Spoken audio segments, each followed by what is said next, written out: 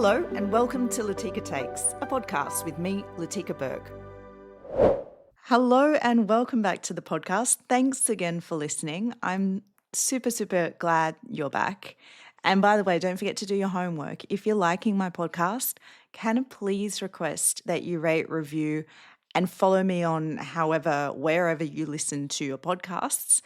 And also, if you know people in this space who would enjoy the sort of work I'm doing here, please could you share it? It would be really great to continue building my audience because, as today shows, I'm super excited about the quality of guests who are coming on this podcast. Today's is no exception. It's General David Petraeus, retired US Army general, and he is, of course, a former director of the CIA. Now, I have been trying to get him on for an interview, for a podcast, whatever, for several years now, no joke. I first met him at the Delphi Economic Forum in Greece, several years ago now, and have been kind of hustling for a while.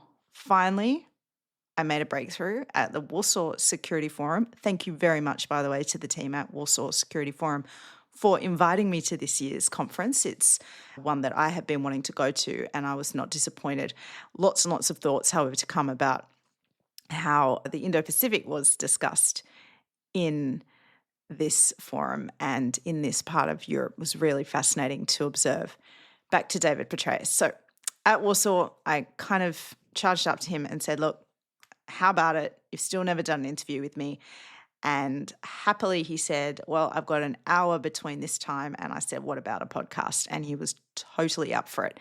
In fact, I have a sneaking suspicion, by the way, that guests like podcasts now more than traditional, say, print media interviews, because this is my theory, they just love being able to speak and breathe. And there is, I think, a complete swing away from all that political sophistry we saw in the 90s. Tony Blair was the real emblem of it, of very short sound bites and trying to condense messages and sounding very clever and almost being a bit tricky. I think now conversation and discussion, and one of the few silver linings of this very difficult media environment we're all operating in, is that actually there is a huge climate for rich discussion, both from the listener end, as you demonstrate, but also from people engaged in the dialogue and debate themselves. They love to do podcasts. So I was super thrilled when David Petraeus was so open to this interview.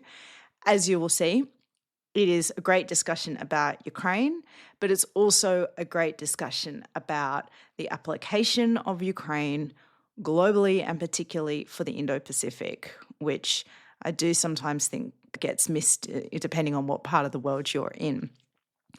David Petraeus is the leading military analyst in the world of this war in Ukraine. He has been visiting Ukraine since this war began and has observed how the nature of warfare itself has changed and evolved across these years. And so he is very uniquely qualified to speak about what's happening on the battlefield in Ukraine, how it matters for us in the West, also how it's evolving in terms of the understanding of Russia and China and those countries' friends and partners who continue to fuel the war effort and kill Ukrainians. But also, of course, David Petraeus has a good, keen eye on American interests, and that means he's very interested in the Indo-Pacific. And so we have a good discussion here too about AUKUS, about how much can meaningfully be applied from Ukraine to the Indo-Pacific, where, of course, the theatres would be extremely different. I hope you enjoy this discussion. As I said, if you do, don't forget to do me a favour. It would really help. Rate, review, like, share, whatever. General Petraeus, welcome to the podcast. Good to be with you. Thanks, Latika. You have been an observer of the war in Ukraine from day one. How have you observed the way this war is being fought change? Well, first, let me just start, because you are an Australian media star. I just want to say thanks to the Wonder Down Under for over a century of mateship, as it's termed, between Australian diggers and American soldiers, the country that has been with us in every single one of our wars, including Vietnam. the country whose soldiers I was privileged to lead in Iraq and in Afghanistan, and to observe how much above their weight class they punched, if you will. A country at the end of the day that is vast geographically but modest in terms of population, and whose contributions were way outsized. And so thanks up front for that. Well, the war has evolved in Ukraine dramatically. In the beginning, it was traditional combined arms operations, if you will. It was supposed to be a blitzkrieg by the Russians that didn't exactly transpire. But as well into the war as, say, the year and a half or even 2-year mark, the war was still being fought by a combination of tanks, infantry fighting vehicles, combat engineers, air defense, jammers, logistics, artillery, mortars, and so on. But in the recent year or two, those systems have proven to be so vulnerable to what the war is now, which is a war of unmanned systems. In fact, Ukraine, among the first, if not the first country, to have not just an army, navy, and air force, but it actually has an unmanned systems force. And I've watched this evolve. I go every single time I'm there to the Nemesis unit. First it was a company, a battalion, now it's a regiment, and it's on its way to being a brigade. This is one of the premier unmanned services units in all of Ukraine. And to look at the growing statistics of what they have done, destroying with relatively modest in cost drones, billions of dollars worth of Russian hardware, tens of thousands of soldiers, and so forth, has really been remarkable. Of course, the Russians are evolving as well. They also are using unmanned systems of various types. Ukrainians often a bit ahead of them in that regard, but the Russians also have very effective electronic warfare, jamming, air defense, and so on. And what you have now is definitely not what we saw in the past. In the past, it was, you could just characterize this as All Quiet on the Western Front, a World War I novel, meets Blade Runner. You had trenches, again, armored systems, and all the rest of this. Now, because of the vulnerability of all things to drones, a combined arms operation, an offensive by the Russian, doesn't consist of, again, T-72 or T-80 tanks and all the rest. It actually consists of several Russian soldiers charging across the street with a surveillance drone over them from the Russians, attack drones waiting in the wings, and trying to get a foothold in the next building or the next tree line or what have you. The front lines aren't defined by trenches anymore. Soldiers can't survive in trenches. Now they're in dugouts, they're combat outposts. The Ukrainians actually allow the Russians to flow around them sometimes, and then their drones police it all up. The Ukrainians have conducted what I believe is the first completely unmanned offensive, where you had remotely driven vehicles, remotely operated machine guns, grenade launchers, obviously remotely operated drones overhead of all various types, intelligence, surveillance, reconnaissance, and also suicide drones. You have actually maritime drones. I actually drove the Magora. The last time I was in Ukraine about 3 weeks ago, we hit 100 kilometers an hour on the water with that drone. It has a variant that has air defense missiles on it. In fact, one of those was used to take down 2 Russian fighters over Crimea's airspace. I'm sure they never expected the Ukrainians could affect. And then at sea, in the Black Sea, you have a situation where the Ukrainians, who don't have a navy as we know a navy, large capital ships going to sea, rather these unmanned systems have together sunk 1/3 of the Russian Black Sea fleet, a combination of aerial drones that find the ships and maritime drones that sink them. And now the Russian Black Sea fleet isn't even at sea in the Black Sea. It's actually all completely bottled up in a port as far from Ukraine as it can get. And I suspect Ukraine is going to figure out how to get them even in that port. So the evolution of warfare, just in the several years that it's been ongoing, has been nothing short of breathtaking. This is the future of war, I believe, right here. In the beginning, you'll recall that it was NATO countries, Western countries, that were training Ukrainians on Western-provided systems. Now, frankly, it should be Ukrainians training NATO countries on how to conduct counter-drone operations, how to conduct a variety of other operations involving unmanned systems of all different types. And that should be the case. Poland, which of course had an incursion into its airspace by Russian drones, wisely immediately reached out to the Ukrainians and said, can you help us establish this drone wall, the Eastern drone wall, very quickly? And the Ukrainians, of course, have responded by saying yes. So given all of this, we still hear from the Ukrainians, we need those long-range missiles, and we need the ability to strike into Russia long-range to take out the sources of their way that the war is being waged.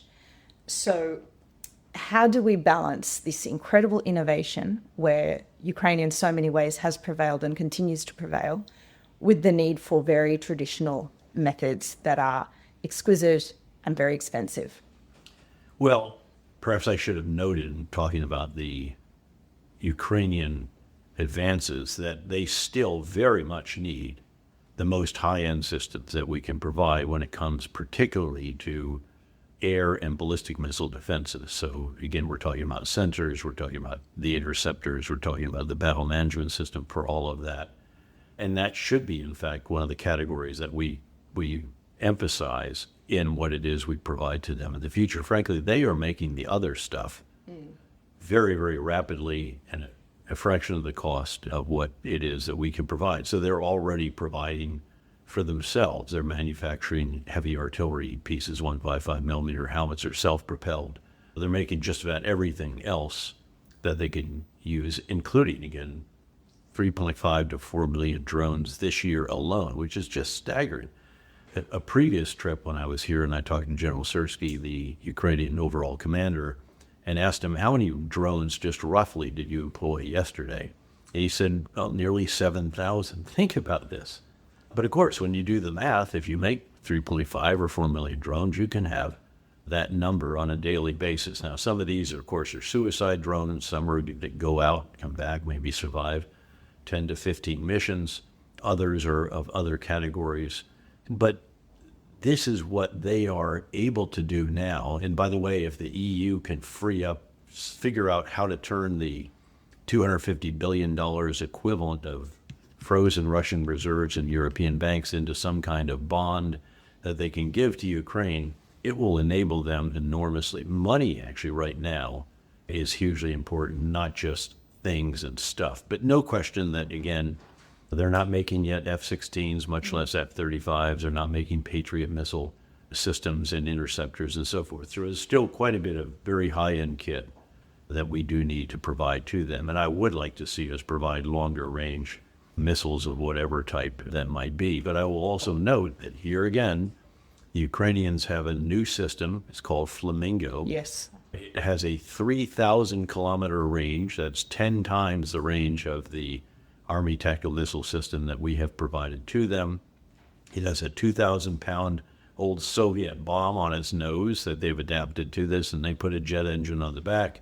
And this is going to be very significant. There is nothing like a game changer in this. We often think if they just get F-16s or just get ATACMs or just get M1 tanks, whatever, that'll change. That doesn't often turn out to be the case. I do think that the $250 billion of frozen reserves, if it can be provided to them in any fashion, and they don't have to give it back or pay it off until the Russians pay reparations to them. Which we know is never. It does. Well, that might actually prove to be a game changer. But in the meantime, again, they keep making advances themselves, and the Flamingo, as it comes into production, has just had the final test, apparently. When that comes into service in large numbers, that's going to be a very significant advantage for the Ukrainians, noting that they are already going every single night after critical Russian infrastructure such as refineries, energy storage sites, and processing facilities. They've now damaged or destroyed some 25% of that in Russia, and that is going to start to have an effect as well.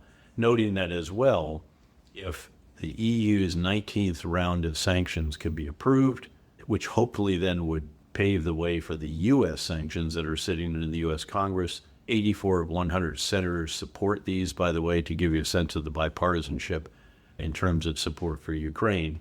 If that can happen, that will be a very significant blow to the Russian war economy.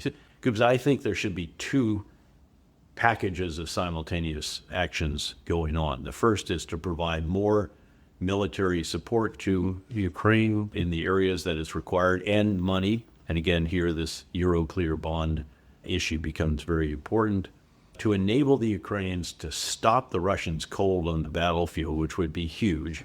They are achieving incremental gains on a daily basis at a tremendous loss. Way over 1 million Russian soldiers have been killed and wounded.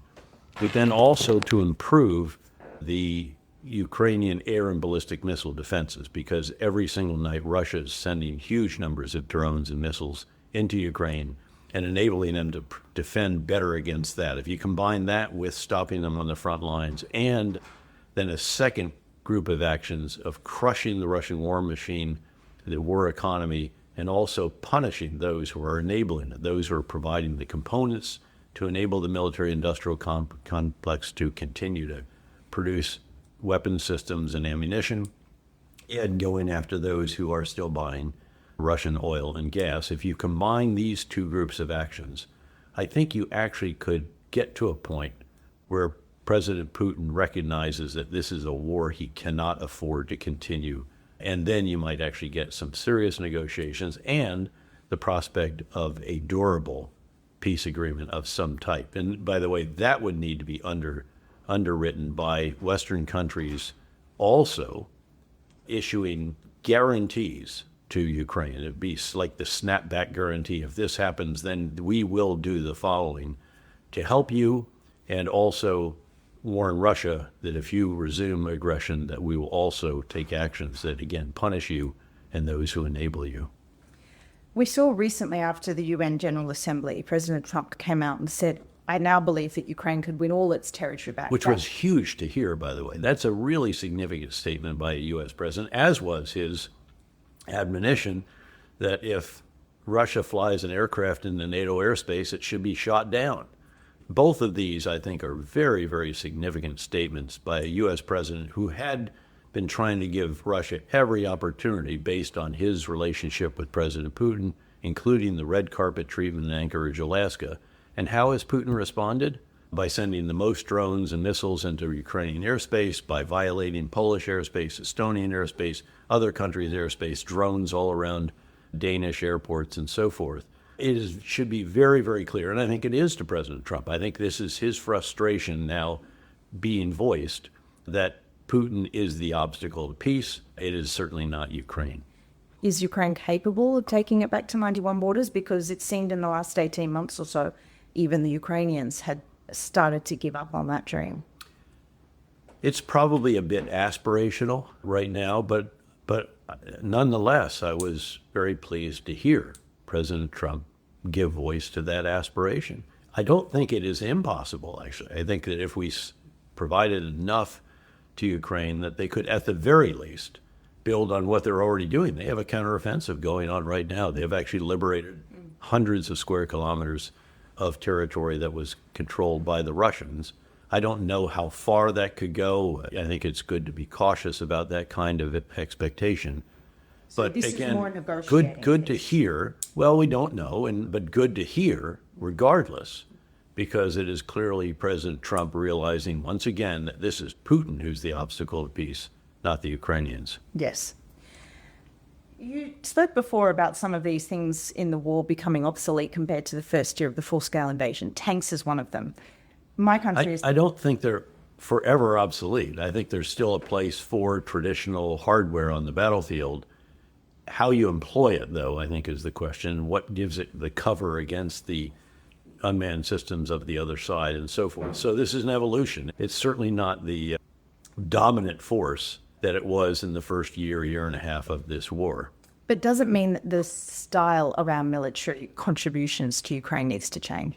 Well, it means that the style of our military procurement should change as well. Yes, certainly Ukraine doesn't need some of the hardware that they were so keen to get at the beginning of this full-scale war.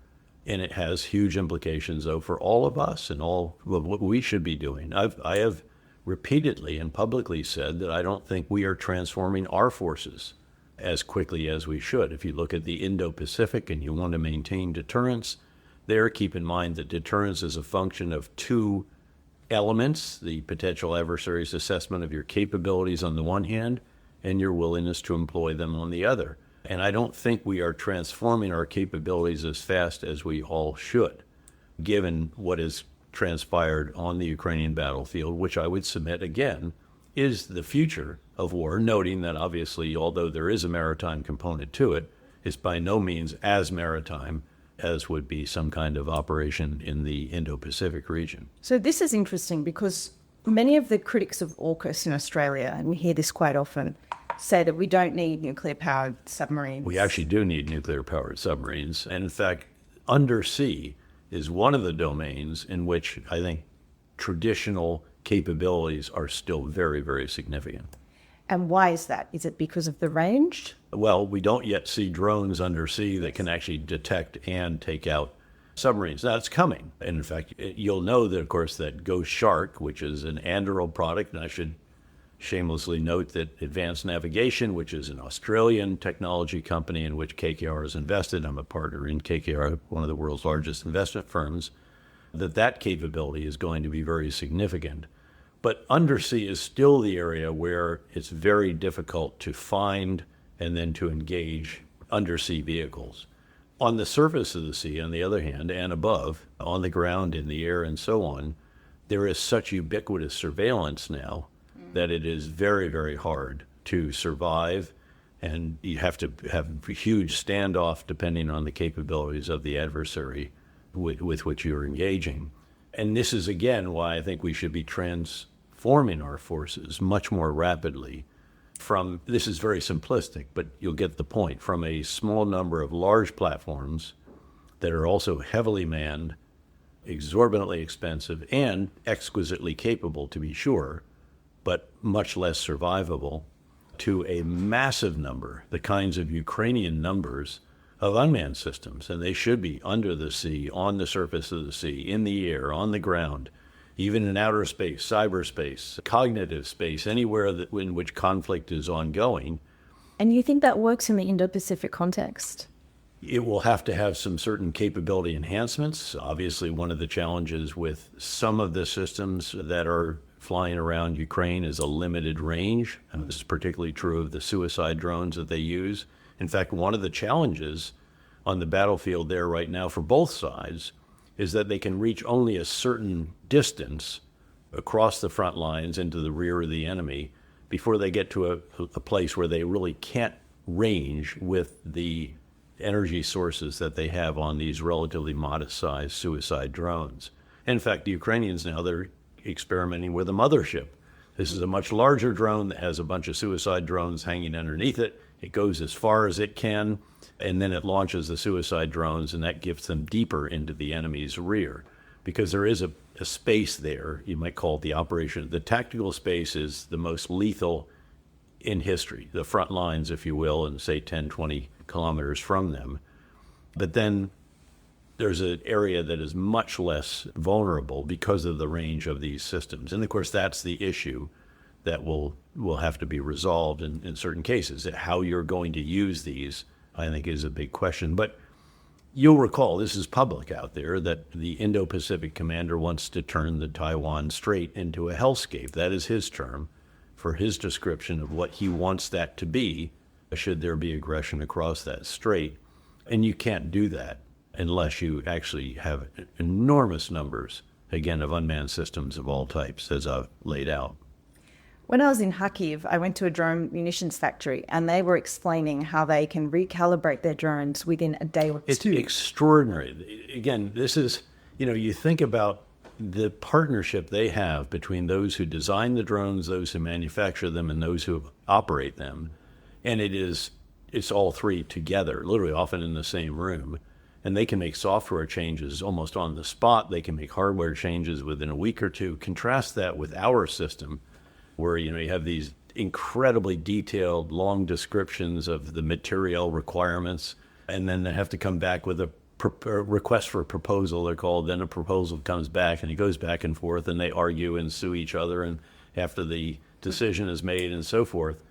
We have to get much faster. We have to figure out procurement methods. Look, I believed from the very beginning of this administration that DOGE should have focused on the military procurement system, probably blown it up and started over, because the military-industrial congressional complex, as Senator McCain used to pejoratively term it, in each of these elements, there are vested interest in legacy systems. In other words, what's being produced right now, and they want more of it for their district, for their base, their port, their whatever.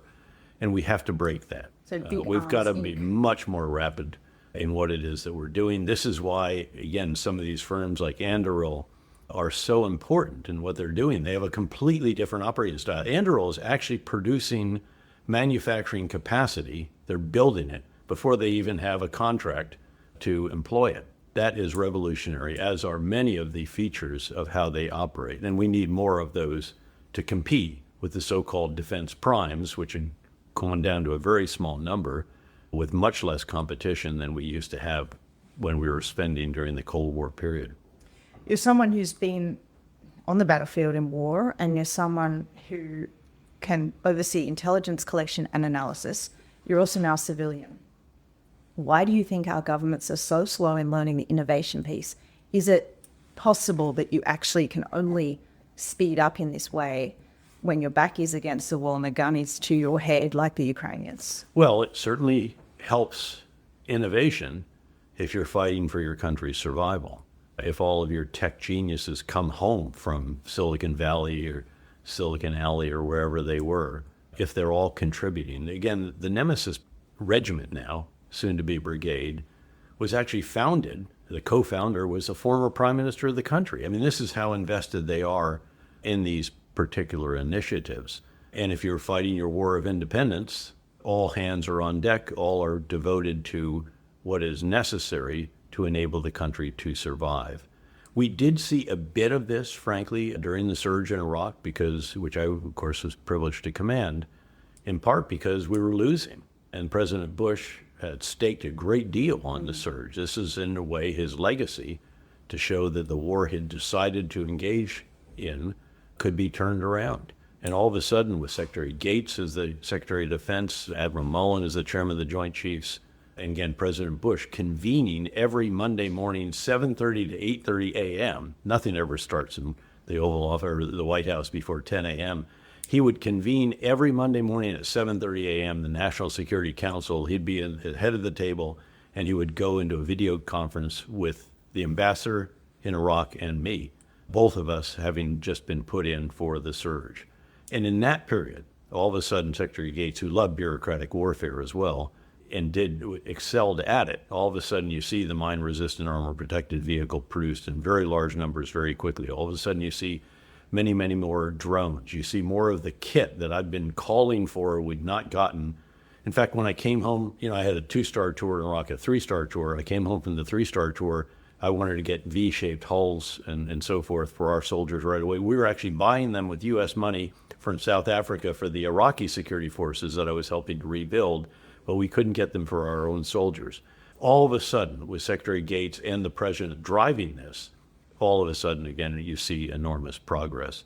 That is certainly the exigencies of the time can be very, very helpful. But let's sure avoid getting into a war of survival if we can by having rock-solid components of deterrence, again, capabilities and clear willingness to use them without being needlessly provocative. How is it that European capitals are not able to defend things like their airports or their airspace without doing what we saw when the Polish incursion happened, which is using fighter jets to take down drones? I mean, if the Ukrainians had to use fighter jets every time they had a drone in their airspace, Of course, they do use fighter jets, but they use them for other threats, frankly. They have a very layered defense, and that's what you've got to have. You have to have comprehensive. You need every possible means of countering drones that you can possibly muster. And the truth is, because the NATO countries haven't really faced this threat, that they were not as prepared for it. To be fair, I thought it was miraculous, actually, that you saw, again, I guess it was Polish F-16s and Dutch F-35s, and Italians. You saw a mix of NATO countries, aircraft, F-16s and F-35s. You had, I think, an AWACS, again, operated by NATO countries. You had air refuelers, by another country. It all came together very rapidly. But why do you think that's miraculous? Isn't that what NATO's supposed to do? Isn't that what we expected? It is, but again, when it's all of a sudden on you, they had probably some notice, undoubtedly. They could see on their radars, again, what was happening. But again, having been a NATO commander and operations officer as a 1, 3, and 4-star, dual-hatted within a U.S. command, I can tell you that speed is not a hallmark of NATO or the EU, although it has become that way. Yeah. And what's remarkable is not just that NATO nations are now headed toward 3.5% of GDP on defense and 5% if you factor in infrastructure and other enabling activities, it's also the pace of diplomacy in NATO/EU. Keep in mind that President Trump met with Vladimir Putin on a Friday, I believe it was, in Anchorage, Alaska. And on Monday, in the White House, you find the leaders of the major European countries, the president of the European Commission, and President Zelensky of Ukraine, all sitting down with him. That came together literally over a weekend, which is, of course, also not a busy period normally in the halls of NATO organizations and the EU Commission. To add to your list, you're now a diplomat, General Petraeus. I maintain that I am a soldier turned spy master and not a diplomat. Oftentimes, as I prepare to ask a blunt question, as I did, by the way, of Ahmed al-Shara, the former detainee in Iraq, who now is the president of Syria. I saw you on stage. So just finally, I want to ask you about the Indo-Pacific again. We're having a big debate in Australia about whether we raise our defence spending to that NATO level. And so far the government is saying no, although they have poured a lot more money into Henderson, the shipyard that will sustain the AUKUS submarines when they start to rotate through Australia. Is it your view that the Indo-Pacific is now the lag, whereas in Trump 1.0 we were, I think, ahead and we were the region that had the deeper engagement with the White House? Now it looks like Europe actually has that deeper engagement, and largely it's because they've had to step up and they've done it and please Trump. Do you worry that the Indo-Pacific countries are not reading the room right here? I do think that the countries in the Indo-Pacific should look very, very hard at the capabilities that they have and the capabilities they actually need. And also, again, to make sure that the elements of deterrence are rock solid.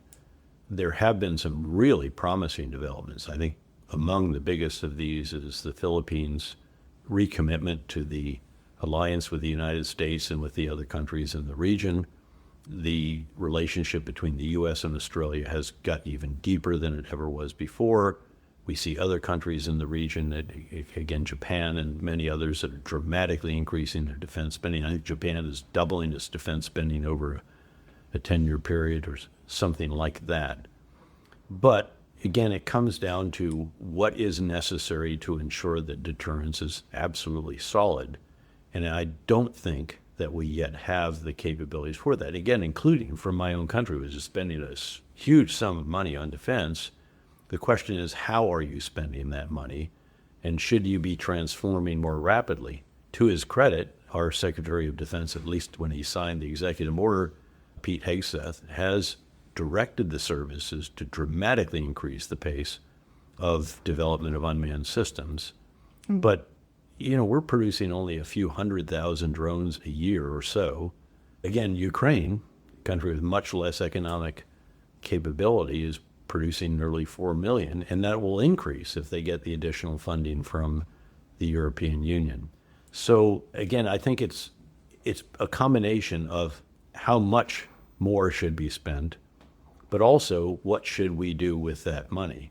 You may have heard me ask former Secretary General Stoltenberg in my conversation with him on stage, are you worried that the NATO countries, even though they're going to spend much more because of the way they spend it, that the whole, at the end of the day, the whole may be less than the sum of the parts because they still insist on having 10 different tanks or 5 different fighter aircraft or what have you. In fact, it's often noted that Ukraine, because it's on the receiving end of all these different countries' contributions, has what's termed a petting zoo of different capabilities. You know, it's got a few of this and a few of that and a few of these and a few over here. I don't know how in the world they ever maintain them, spare parts and various weapons and so on.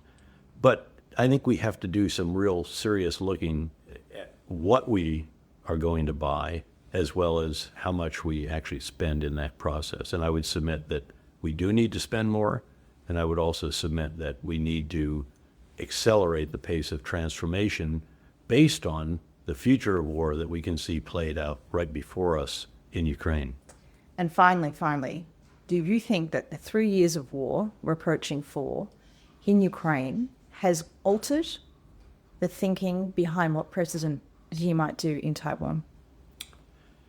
Well, I think there's no question that China is going to school on what's going on in Ukraine in a very significant way. China is both the most important enabler of the Russian military-industrial complex and also arguably the most focused of those trying to learn from this war. I have repeatedly said that the U.S. should have on the ground there what we term lessons learned teams. So when I was commanding the surge in Iraq, for example, we had the Army lessons learned elements all over the battlefield. We had Marine Corps lessons learned. We had Joint Forces lessons learned. We had Special Operations Asymmetric Warfare Group. We had the Counterinsurgency Center.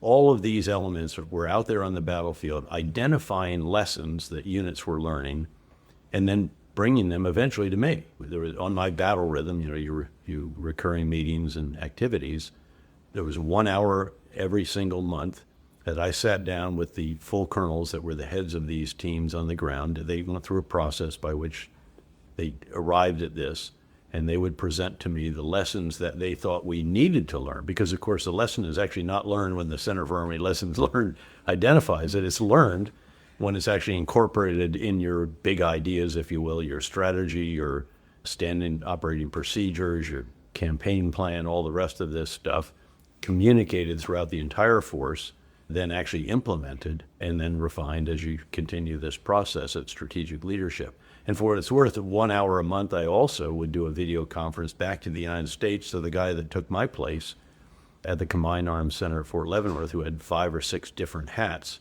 so that we could institutionalize these lessons. So we didn't learn them just in Iraq or in Afghanistan, but that actually the U.S. Army writ large learned them and that incorporated them in doctrine, organizational structure, our training, our leader development courses, above all the materiel requirements, personnel, facilities, and so forth. So there was a process for that. And again, I don't think that we have done that sufficiently well when it comes to Ukraine because of concern about boots on the ground, possible casualties, and all the rest of this. There are some NATO countries that do have substantial numbers of boots on the ground, but in large measure, they're not the individuals that, again, are identifying the lessons that need to be institutionalized, so learned and actually incorporated again, and above all, in our overall operational concept for wars of the future. And again, that's what drives, at the end of the day, your procurement, your training, leader development, et cetera. General Petraeus, thank you so much for joining the podcast. Great to be with you. Thanks.